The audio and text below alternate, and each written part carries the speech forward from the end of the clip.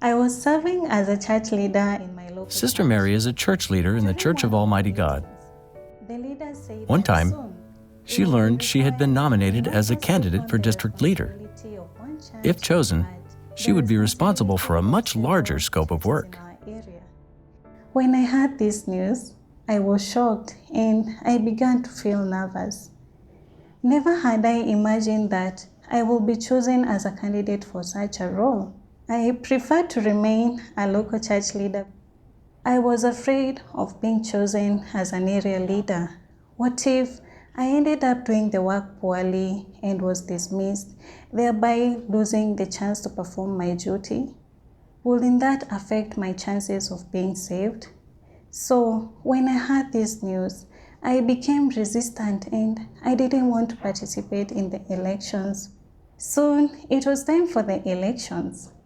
A leader contacted me and I told this leader, please don't vote for me. I even thought about messaging the other brothers and sisters and telling them not to vote for me. But then I thought, if I am chosen, then it is by God's permission and I should not interfere with the choices of the brothers and sisters. So I did not go ahead and tell the other brothers and sisters not to vote for me. When the results were announced and I saw another brother had been chosen, I finally felt relieved.